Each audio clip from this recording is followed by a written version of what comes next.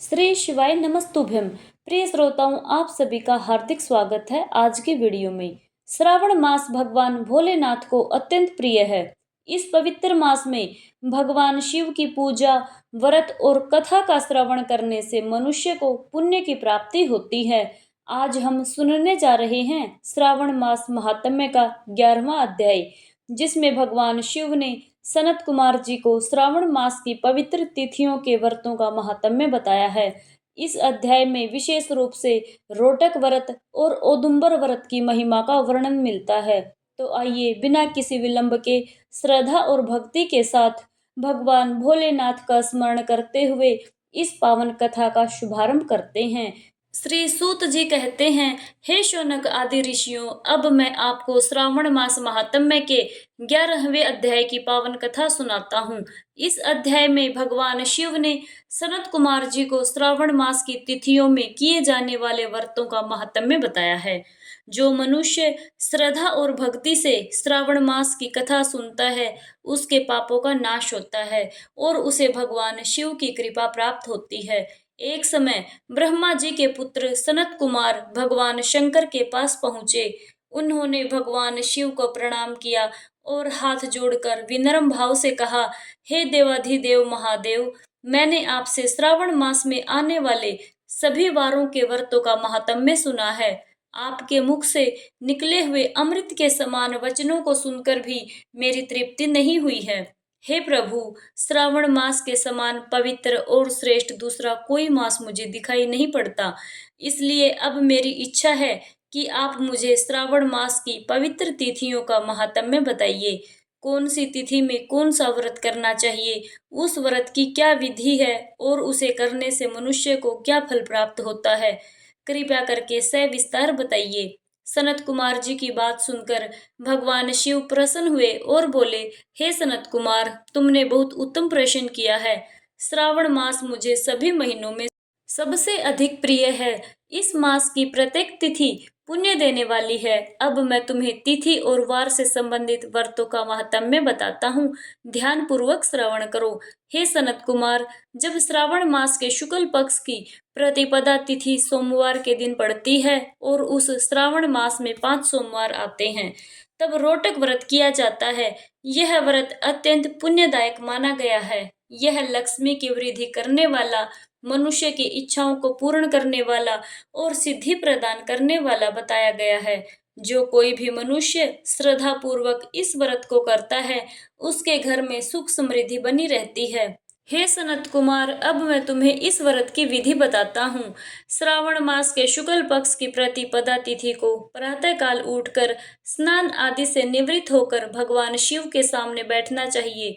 इसके बाद हाथ में जल लेकर संकल्प करना चाहिए, हे भगवान शिव, हे सूरश्रेष्ठ, हे जगत गुरु, कृपा कीजिए, मैं आज से श्रद्धा और भक्ति के साथ रोटक व्रत का आरंभ करता हूँ।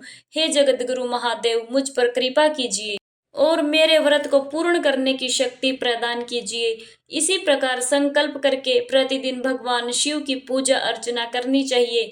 भगवान शिव को अखंडित बेलपत्र, तुलसी पत्र, नीलकमल, कमल, कल्हार, चंपा, मालती, कुंद, अर्क तथा ऋतु के अनुसार प्राप्त होने वाले सुंदर फूल अर्पित करने चाहिए। इसके बाद भगवान शिव को धूप, दीप, नैवेद्य और अनेक प्रकार के फल अर्पित करने चाहिए। इस व्रत में 5 रोटक बनाए जाते हैं। उनमें से 2 रोटक ब्राह्मण को देने चाहिए, 1 रोटक भगवान शिव को नैवेद्य के रूप में अर्पित करना चाहिए और शेष 2 रोटक व्रत करने वाले व्यक्ति को ग्रहण करने चाहिए। भगवान शिव की पूजा में केला, नारियल, जंबीरी, बिजोरा, नींबू, खजूर, ककड़ी, अंगूर, नारंगी, मातुलिंग, अखरोट, अनार तथा ऋतु के अनुसार मिलने वाले फलों का प्रयोग भी किया जा सकता है। हे सनत कुमार, जो कोई भी मनुष्य इस व्रत को श्रद्धा और विधि विधान से पूरा करता है, उसकी सारी मनोकामनाएं पूर्ण होती हैं। इस व्रत का पुण्य इतना महान बताया गया है कि जितना पुण्य 7 समुद्रों तक फैली हुई भूमि का दान करने से प्राप्त होता है, उतना ही पुण्य विधि पूर्वक रोटक व्रत करने से प्राप्त होता है। जो कोई भी मनुष्य धन समृद्धि की इच्छा रखता है और श्रद्धा पूर्वक इस व्रत को 5 वर्षों तक करता है, उसे अतुल धन संपत्ति की प्राप्ति होती है। 5 वर्ष तक व्रत करने के बाद इसका उद्यापन करना चाहिए। उद्यापन के समय सोने तथा चांदी के 2 रोटक बनाकर विधि पूर्वक पूजा करनी चाहिए। पहले दिन अधिवासन करना चाहिए। इसके बाद प्रातःकाल भगवान शिव के मंत्रों का जाप करते हुए घी और उत्तम बेलपत्रों से हवन करना चाहिए। इस प्रकार विधि पूर्वक रोटक व्रत का उद्यापन करने से मनुष्य की समस्त मनोकामनाएं पूर्ण होती हैं और उसे भगवान शिव की कृपा प्राप्त होती है। भगवान शिव आगे कहते हैं, हे सनत कुमार, अब मैं तुम्हें श्रावण मास की द्वितीय तिथि के पवित्र व्रत का वर्णन सुनाता हूँ। यह व्रत औदुंबर व्रत के नाम से प्रसिद्ध है। जो स्त्री या पुरुष श्रद्धा पूर्वक इस व्रत को करता है वह लक्ष्मीवान और पुत्रवान होता है। यह व्रत पापों का नाश करने वाला तथा वंश की वृद्धि करने वाला माना गया है। श्रावण मास की द्वितीय तिथि को प्रातःकाल स्नान करके भगवान शिव के सामने व्रत का संकल्प करना चाहिए। इसके बाद विधि विधान से व्रत का पालन करना चाहिए। इस व्रत में गुलर अर्थात उदुम्बर वृक्ष की पूजा की जाती है। यदि गुलर का वृक्ष उपलब्ध ना हो तो दीवार पर गुलर के वृक्ष का चित्र बनाकर उसकी पूजा की जा सकती है। गुलर के वृक्ष की पूजा करते हुए श्रद्धा से प्रार्थना करनी चाहिए। हे उदुम्बर, आपको नमस्कार है। हे हेम पुष्पक, आपको नमस्कार है। हे अनेक फलों से युक्त पवित्र वृक्ष, आपको बार बार नमस्कार है। इसके बाद भगवान शिव और शुक्र देव की पूजा करनी चाहिए। इस व्रत में गुलर के 33 फल लिए जाते हैं। उनमें से 11 फल ब्राह्मण को देने चाहिए, 11 फल देवता को अर्पित करने चाहिए और शेष 11 फल व्रत करने वाले व्यक्ति को ग्रहण करने चाहिए। इस दिन अन्न ग्रहण नहीं करना चाहिए। रात्रि में भगवान शिव और शुक्र देव का पूजन करते हुए जागरण करना चाहिए। इस प्रकार श्रद्धा पूर्वक औदुंबर व्रत को 11 वर्षों तक करने का विधान बताया गया है। 11 वर्ष पूर्ण होने पर इसका उद्यापन करना चाहिए। उद्यापन के समय सोने से बने फल, फूल और पत्तों से युक्त गुलर का वृक्ष बनवाना चाहिए। उसमें सोने से बनी भगवान शिव और शुक्र देव की प्रतिमा स्थापित करके विधि पूर्वक पूजा करनी चाहिए। अगले दिन प्रातःकाल छोटे छोटे गुलर के फलों से 108 आहुतियां देनी चाहिए। उदुम्बर की लकड़ी, घी और तिलों से हवन करना चाहिए।